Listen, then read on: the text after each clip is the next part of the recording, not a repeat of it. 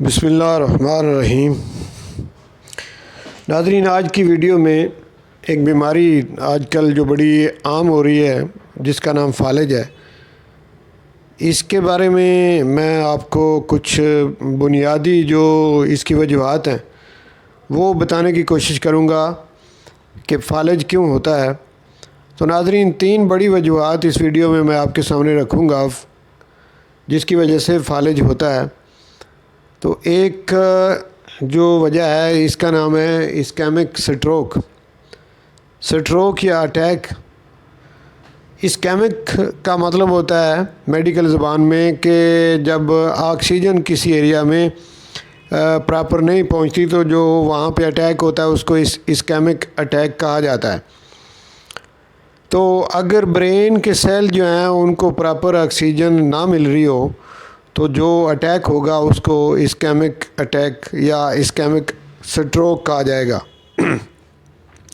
नाज़रीन, ये ऐसे मरीज़ों को होता है जो बंद कमरों में रहते हैं जहाँ पे ऑक्सीजन प्रॉपर तरीके से नहीं मिलती, तारीक कमरे, बंद कमरे, ऐसी रिहायशें गुंजान एरियाज़ के अंदर जो होती हैं, यानी प्रॉपर ऑक्सीजन का बंदोबस्त नहीं होता। और जो बंदे की एज ज़्यादा होती है तो उसमें वैसे भी HB की भी कमी होती है। तो जिन लोगों में HB की कमी हो वहाँ उन लोगों में भी ऑक्सीजन जो है वो जिस्म के अंदर कम जाती है, फेफड़े उनके ऑक्सीजन कम ही कैच करते हैं।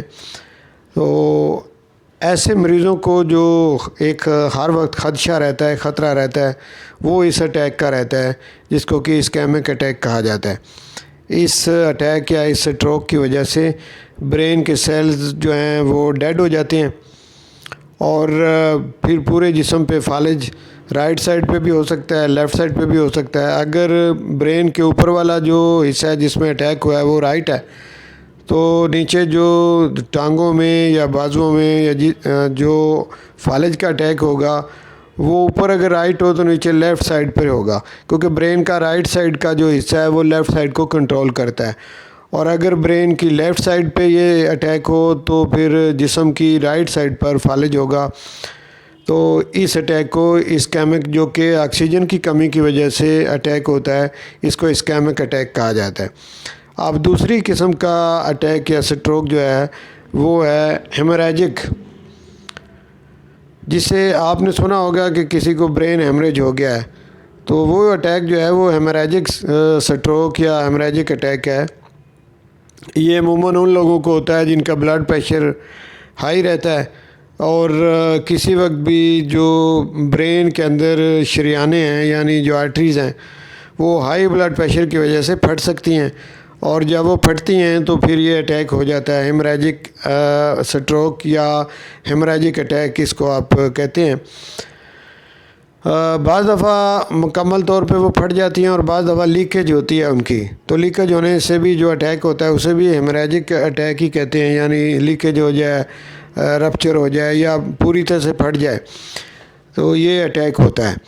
तो ये भी बिल्कुल उसी तरह अगर ब्रेन की राइट साइड पे ये अटैक होगा तो जिस्म का जो लेफ़्ट साइड का हिस्सा है उसमें फालिज होगा, और अगर ब्रेन की ये राइट साइड पे होगा तो जिस्म में ये नीचे लेफ़्ट साइड पे होगा फालिज।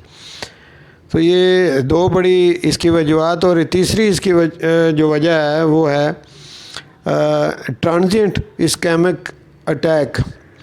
इसको TIR भी लिखा जाता है या कहा जाता है, TIR, ट्रांजिएंट इस्केमिक अटैक।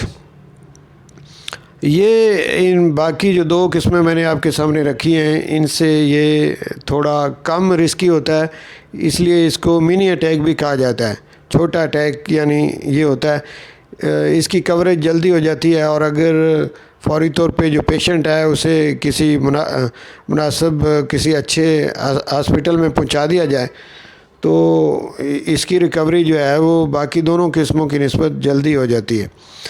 तो ये 3 बड़ी वजूहात, 3 ये बड़ी जो इटियोलॉजी हैं इसकी, पैरालाइज की यानी फालिज की, या ये 3 तरह के जो स्ट्रोक हैं या अटैक हैं, ये मैंने आपके सामने इस वीडियो में रखे हैं تو مجھے امید ہے کہ آپ نے میری اس چھوٹی سی ویڈیو سے فالج کے بارے میں کافی انفارمیشن آپ کو ملی ہوگی۔ انشاءاللہ اسی طرح کی اور انفارمیٹیو ویڈیو جو ہیں وہ میں گائے بگائے آپ کی خدمت میں لے کے حاضر ہوتا رہوں گا۔ تو اس وقت تک آپ سے اجازت چاہتا ہوں۔ بہت شکریہ۔